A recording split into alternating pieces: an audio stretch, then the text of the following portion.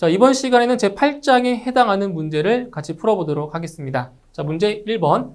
자, 변압기의 내부 회로 고장 검출용으로 사용되는 계전기는, 자, 여기서 변압기의 내부 고장 검출용으로 사용되는 계전기 두 가지 우리 공부했었죠. 어떤 게 있었어요? 바로 비율 차동 계전기와 그리고 부호홀즈 계전기 두 가지가 있었죠. 그래서 이제 보기를 보시게 되면, 자, 보기 1번에 비율 차동 계전기가 나와 있네요.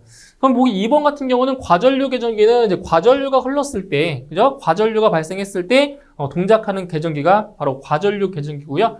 그다음 4번 같은 경우는 지락사고가 발생했을 때 지락전류를, 그죠? 지락전류를 발생했을 때 사용되는 계전기 접지 계전기인데, 이 접지 계전기 같은 경우에는 바로 영상 변류기를 쓴다라고 했었죠. 그죠? 그래서 이 문제 변압기의 내부 회로 고장 검출용으로 사용되는 계전기는 1번의 비율 차동 계전기가 되겠습니다.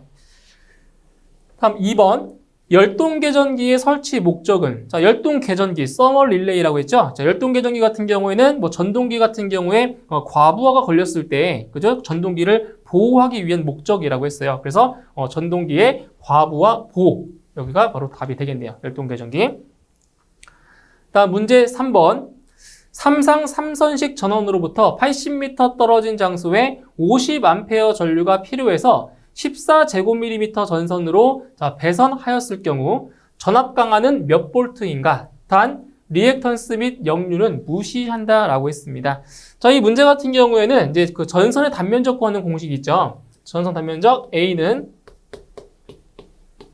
1000 곱하기 2분의, 자, 지금 이게 삼상 3선식이죠. 삼상 3선식이기 때문에 30.8이라는 이 상수가 들어가는 거예요. 30.8 곱하기 Li.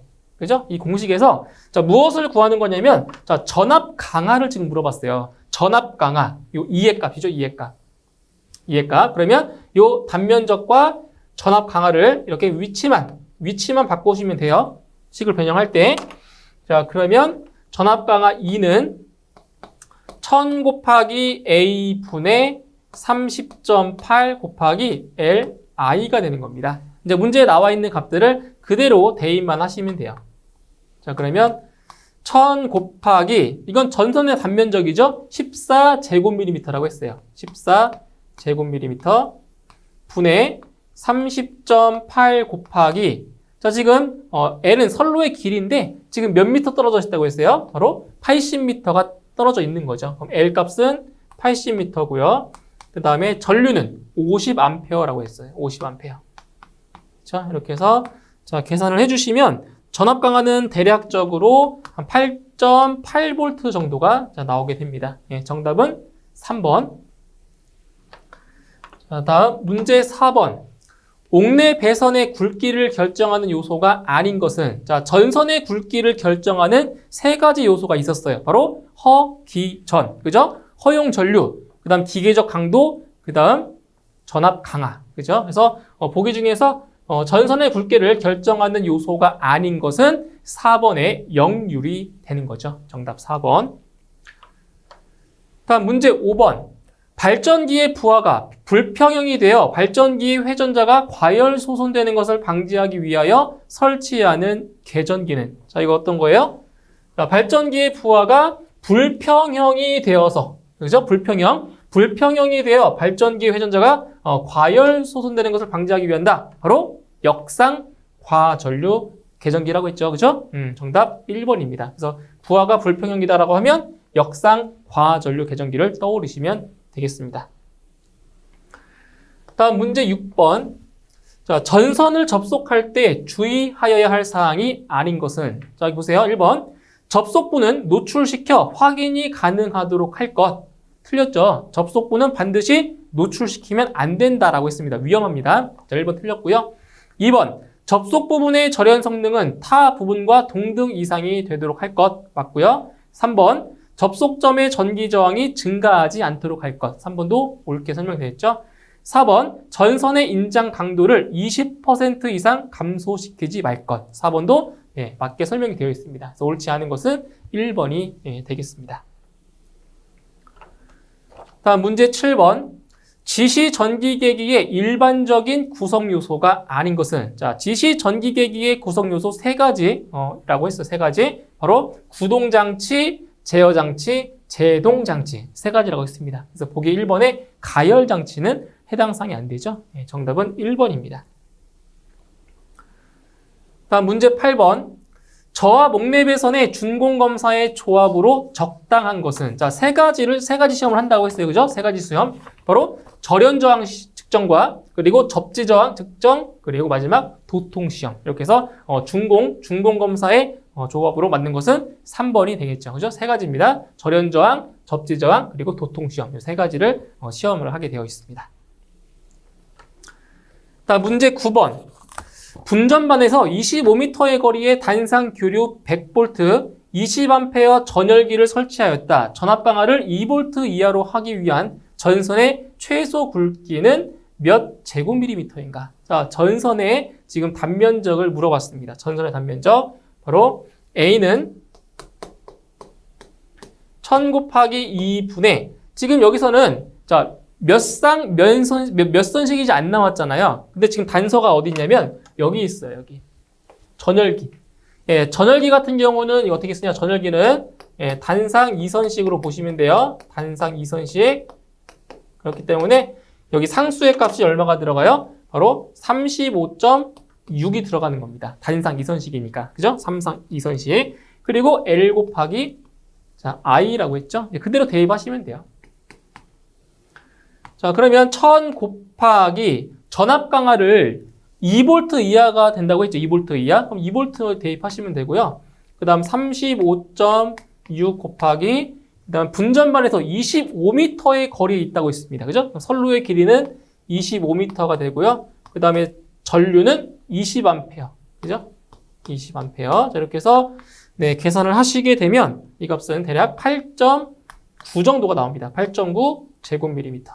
그렇죠? 그래서 여기서는 이제 전압 강화가 이제 2V 이하이기 때문에 그 전선의 단면적은 8.9 제곱밀리미터 이상이 돼요, 이상. 그렇기 때문에 최소 굵기는 바로 8.9가 최소 굵기가 되는 거죠. 그죠? 자, 다음 문제 10번. 다음 중 영상 변류기를 사용하는 계전기는, 자, 영상 변류기 같은 경우는 누설 전류를 검출한다라고 했죠. 그죠? 누설 전류. 그렇기 때문에 바로 이 접지 계전기는 영상 변류기를 갖다가 사용을 해야 되는 겁니다. 그죠? 이거는 이제 지락사고 발생했을 때, 그렇기 때문에 접지 계전기는 영상 변류기를 사용을 해야 되는 계전기가 되는 거죠. 그죠? 답은 2번. 다음 11번. 전선 재료로서 구비하여야 할 조건 중 틀린 것은, 자, 전선의 구비 조건이 아닌 것을 찾으시면 돼요. 자, 1번 도전율이 클 것. 맞는 거죠? 전기가 잘 통해야 돼요. 다음 2번 접속이 쉬울 것. 그러니까 이 시공이 좀 쉽다는 얘기죠. 3번 가요성이 풍부할 것. 잘 구부러져야 된다는 거예요. 그죠? 잘 구부러져야 된다. 유연성이 있다는 거. 4번 인장 강도가 비교적 적을 것. 틀렸죠? 인장 강도가 커야 되는 거죠. 인장 강도가. 그죠? 잘 견뎌야 되니까. 답은 4번이 옳지 않습니다.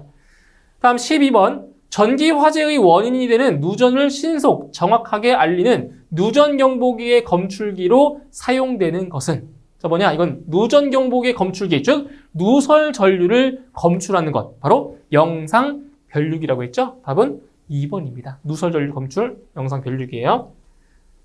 다음 13번. 역류를 개선하기 위하여 설치하는 진상 콘덴서는 어느 위치에 설치하는 것이 가장 효과가 좋은가? 그래서 역류를 개선하기 위해서 진상 콘덴서, 진상용 콘덴서죠. 진상 콘덴서는 바로 부하와 어떻게 연결한다? 병렬로 연결한다고 했죠. 그러니까 부하와 병렬로 연결하거나 아니면 그 부하 말단, 그죠? 부하 말단에 연결을 하시면 되겠습니다. 정답은 4번 부하와 병렬이 답이 되겠네요. 다음 14번. 폭 15m, 길이 20m인 사무실의 조도를 400룩스로 할 경우 전광속 4900 루멘의 형광등 40W를 설치할 때 형광등은 몇 개 사용하여야 하는가? 단, 조명률은 50%, 감광 보상률은 1.3으로 한다라고 했습니다. 자, 이 문제는 이제 공식 하나 기억하시면 되죠. 그죠? FUN은 A ED. 자, 이 공식을 갖다 푸는 거예요. 자, 이제 문제에서 무엇을 구하는 거냐면 지금 형광등의 개수를 물어봤잖아요. 형광등의 개수, 요 n의 값을 구하시면 되는 겁니다. n 값. 그럼 식을 변형하면 n은 fu 분의 a 곱하기 2 곱하기 d가 되죠. 그쵸? fu 분의 aed. 자, 이제 문제에 나와 있는 값들을 자, 그대로 대입을 자, 해볼게요. 자, F는 광속이죠? 지금 전 광속이 4,900 루멘이라고 했어요. 4,900 대입하시고요. 그 다음에 U가 뭐예요? U가 조명률이에요. 조명률. 자, 조명률이 50%이기 때문에 50을 넣으면 안 돼요. 0.5로 넣는 거죠. 50 아니에요. 0.5로 넣어야 돼요. 그 다음에 A는 면적입니다. 자, 폭이 15m고 길이가 20m이기 때문에 면적은 15 곱하기 20이 돼요. 그죠? 폭에다가 길이 곱하시면 돼요. 면적. 그 다음에 E는 조도. 즉 조도가 400 룩스라고 했어요. 400 룩스. 자, 400 곱하기 D는 감광 보상률 얼마? 1.3이네요. 1.3. 자, 이렇게 해서 계산을 해주시면 이 값이 얼마 나오냐면 대략 63.67 정도가 나와요. 그래서 절상을 시켜주면 몇 개? 64개가 답이 되는 겁니다. 절상해요. 절상을 해줍니다. 그러니까 절상이라고 하는 거는 뭐예요? 소수점을 올리는 거죠. 그렇죠? 이렇게 해서 64개가 정답이 되겠습니다. 다음 문제 15번. 자, 비상조명등 설계 시 비상조명의 조도는 광원으로부터의 거리와 어떠한 관계가 있는가? 자, 이거는 이제 법선 조도를 구하는 공식 하나만 기억을 하시라고 했어요. 그래서 저 법선 조도가 이제 EN인데 법선 조도는 바로 R 제곱분의 I라고 했었죠. 이렇게. 그죠? 그러면 이 공식에서 자, 조도와 거리의 관계. 지금 거리의 제곱이 분모에 가 있잖아요. 그러니까 분모에 있다라는 자체가 어떤 관계에 있는 거예요? 바로 반비례 관계에 있다는 거죠. 분모에 있으니까. 그렇죠? 그래서 조도는 거리의 제곱에 뭐 한다? 반비례하는 뭐 알 수 있는 겁니다. 그래서 정답은 4번에 거리의 제곱에 반비례한다가 정답이 되겠습니다. 자, 이렇게 해서 지금 15번 문제까지 해서 8장에 해당하는 문제를 다 풀어보았고요. 2번 강의까지 해서 소방전기 일반 강의는 모두 끝났습니다. 그래서 다음 강의부터는 제 4과목 소방전기 시설의 구조 및 원리에서 다시 뵙도록 하겠습니다. 수고하셨습니다.